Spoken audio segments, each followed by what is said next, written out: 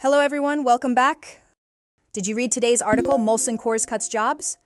It explains how the beverage giant Molson Coors plans to eliminate about 400 white-collar positions, roughly 9% of its office workforce, as part of a restructuring effort. The company is responding to rising costs, weakening demand for beer, and a major cultural shift toward low or no alcohol drinks. As younger consumers change their habits, Molson Coors is trying to balance its long-standing heritage with the need for diversification and efficiency. Today we'll begin with a short quiz and then discuss whether layoffs are sometimes essential for survival or whether they simply reflect poor management. Let's get started. Let's take a closer look at today's story by checking your understanding with a short quiz. You can pause if you need more time to think. Ready? Let's get started. First question, why is Molson Coors cutting around 400 jobs? A. To prepare for a merger. B. To respond to rising costs and slowing beer sales. C. To move production overseas. D. To launch a new beer brand. Take a moment to think about it.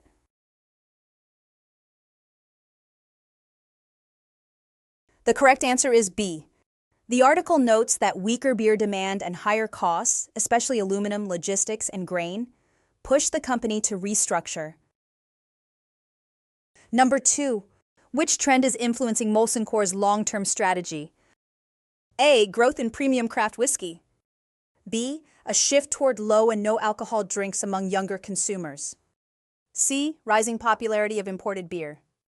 D. A global ban on energy drinks. Consider your answer carefully.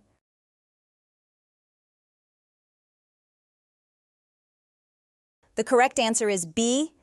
Young consumers are increasingly turning toward lighter, healthier alternatives, prompting Molson Coors to diversify. Time for a quick true-false quiz. Number 3.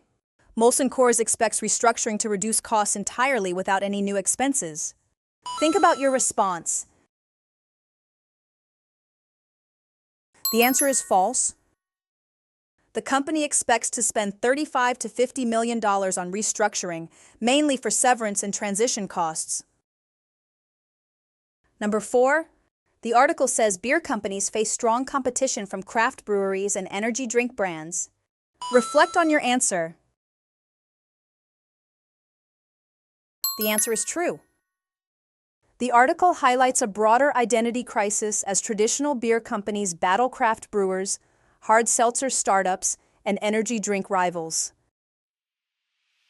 Having explored the article through these questions, let's now engage in a discussion to delve deeper into the themes presented. Consider the following question and share your thoughts.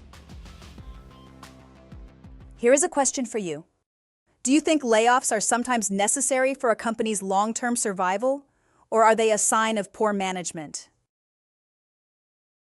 That's a tough question, and opinions usually depend on how people view corporate responsibility. What do you think? Well, from my perspective, layoffs can sometimes be unavoidable, especially in industries facing structural change. When demand shifts or costs rise sharply, companies may need to streamline simply to stay afloat. But at the same time, layoffs often reflect deeper issues, like years of underinvestment or poor strategic choices that finally catch up with management. That's why I think the real issue is how a company gets to that point. If layoffs come after years of ignoring market signals, they're a sign of mismanagement. But if they happen as part of a thoughtful restructuring to adapt to genuine long-term challenges, they may be necessary. Ultimately, trust depends on transparency.